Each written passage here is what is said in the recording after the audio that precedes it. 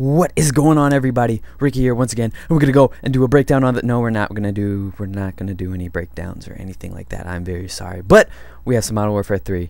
But it's kind of irrelevant for the topic I'm going to be speaking on. But this is a very good game. We win this game 200 to 198. We play against a very competitive team, and yeah. So I hope you guys enjoy the gameplay. But that is not what I'm going to be speaking of today.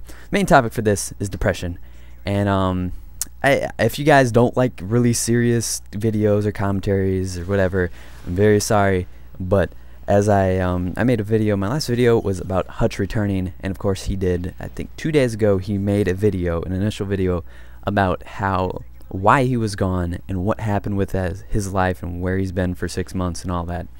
And then he just made a video today explaining more into it, and the main cause of this, and I'll link this video in the description if you guys haven't seen it or you don't know what I'm talking about. You're like, oh, Ricky, what are you talking about? So yeah, Hutch was depressed for the time of where he kind of just disappeared from YouTube and all this, and it's kind of, I was watching this video of his one that he released today, and today is the 8th of August, and he was speaking about, he's just more in touch with what depression is and how it affected him and what like it really is in his eyes. And I thought that I would kind of give my take on it because, of course, I think he's like about to turn 30 or whatever, and I'm not saying that his problems aren't similar to me or they're worse or better or worse. I don't think that would be the best way to categorize a problem, but I thought I would give my views on it to kind of a more younger opinion on what depression is, because like he said in the video, depression is unique. It's it comes with, like, I don't, if I'm getting too deep here, just you can tell me to stop or whatever, but depression kind of comes with the development of kind of a human brain. If you're if you're not one of those kids on Xbox, you're a faggot, then more than likely you're an intelligent human being, and with gaining knowledge about life and just kind of like, I don't know, living your life, you get problems, and I mean, it's normal. And for depression, for me, that is, I would see kind of depression being a different, like, for me having a different experience with the depression than say a 30-year-old would, for just because of the things that, say, I'm gonna throw this, from a 14-year-old to a 19-year-old, there's problems that come up that arise. And I'm not saying that if you're younger than that you don't have problems, or if you're older than that you don't have problems, but for I'm just gonna give my outlook on it from that kind of general age to where you might have problems. So what he was bringing up in the commentary is that one thing that's similar with depression is that everybody has this at one point, will more than likely feel that nobody understands where I'm coming from. I've gone through a certain part in my life that it just kills me inside, that nobody really sees where I'm coming from. And to a point, I know a lot of people, when they hear that, like, nobody knows where I'm coming from, they throw this term around, oh, well, he's emo. Alright, for one, I'm just going to throw that out there. That is, emo is a stupid term. It doesn't mean, it doesn't have any relevance to depression or anything like that, so I'm just going to say that right now. But in a sense, that is true. Everybody's problems are different. If, say, I mean, and everybody has problems. So if you look at, say, me, I've had problems. When I was 12, I brought this up in an old video, I don't think a lot of people will know this. When I was 12, or when I just turned 12, for those 11 years before that, I was living in Ohio for up till I just turned 12. And a week after my birthday, we moved to North Carolina. That being said, when I lived in Ohio, I was homeschooled, and I've never stepped inside of a public school. And I was really close to family. All my family lived around in Ohio, even in that small town, or the small town I was from.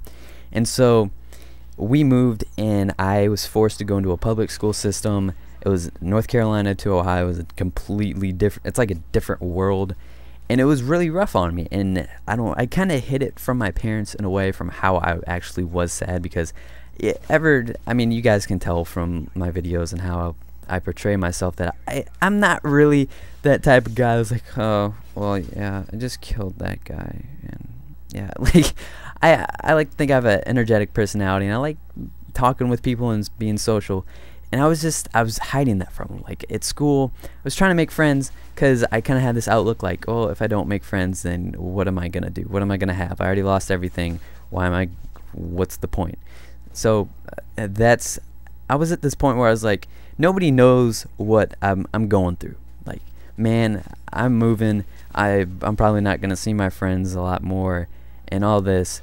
And that's the one thing that I think for a lot of teenagers, that there's something that goes on, like whether it be breaking up with a girlfriend, moving, Skype shut up, something in your life to where, and I think more so for teenagers, once you're like at your earlier phase of being a teenager, you might be depressed. And I use the word depressed, like people could say, oh, being in a rut, or you're being sad or something. And I'm just using these certain events where it's like, not like, my mommy won't buy me the new Call of Duty or something like that. No, that's not being depressed. That's just being, I don't know. So I'm talking kind of more serious subjects, like say you lose your father, or you move and you, like say I did. Now, in some people's eyes, that might not seem like, say somebody loses a parent or a loved one, and compare it to me moving and kind of like my prime age of being a kid, if you want to call it that. I don't know. It's people might say, oh, well, losing a loved one is so much more worse. Well, yeah, that's because you didn't go through, I mean, and I'm not saying by any means that if my like, I went through so much more worse shit than you. I'm not saying that. I'm just saying that to each person, there's something that's always different. Like, to me, moving scares me, because, and I'm 19. I'm gonna have to move in a couple of years, and it terrifies me. But there's always things to kids where it goes more with losing things. And now, that being said, when you get older like me, I've kind of been in a rut. Not right now, but graduating high school. Graduating high school is a time where you should rejoice and be happy that you're done with school and you don't have to put up with the stupid teachers and the fat, creepy PE teacher that always tells you to take off your shirt in the locker room. What? Okay. I'm sorry.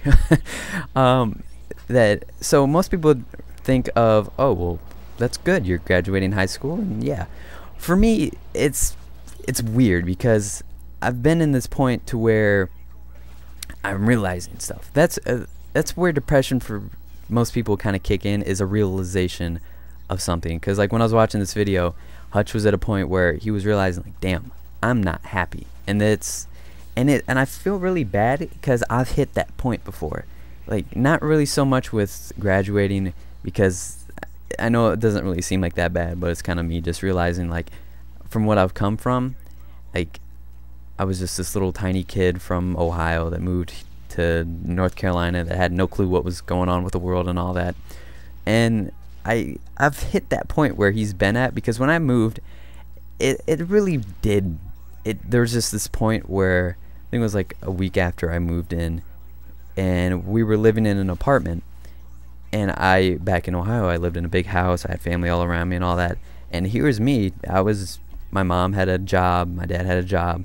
And I was just sitting at home, and I'm like, man, what do I, like, I'm not happy. This isn't what I thought it was going to be. I miss everybody. And I was depressed. I went to bed. I cried a lot of nights. I lost a lot of sleep. I would go to school really tired. And there's just this point of breaking through of it, is to where that, and this I think is more relatable to teenagers than adults, because, well, I mean, there's a lot of immature adults, there's a lot of immature teenagers. I mean, I can't really circle it all together, but I'm assuming more so by your age of how mature you are. For adults, I'd like to say that you've been through enough to be like, okay, well, there's always another day or something like that. Now, not saying that there aren't adults who are like, my life sucks, it's never gonna get better. I relate that to teenagers more because we're quote unquote more emotional, and that's kind of the stereotype. There is always like a way out. They're not, and suicide, I understand how people could use it as like a way out. I think of it like, man, I have nothing to live for and all that, and I understand how people could see that as a way out, but you just got to realize, for me, suicide is like one of the most selfish things you can do in life, mainly because of it Alright, you kill yourself. Now, who do you leave to deal with it? Would you rather have just maybe at the most a year of pain, or would you rather give your parents, what, 30, 40 more years of pain? That's how I see it. So suicide is one of the most selfless things to actually deal with a depression. It's just sticking with it. Just like looking at the other side. Don't do things that remind you of the past or what has brought you to a depression. Like for Hutch, I was watching, and from what I take from what made him so sad is that it was just a culture shock that was just taking him away. It was kind of a point to where he was in a different world, and he didn't really want to adjust to it, or is kind of a shock to him. Who knows? He might go back to Machinima or Los Angeles or wherever the hell it is and go back to work there.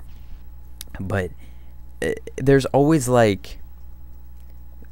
things that you can do to get out of it.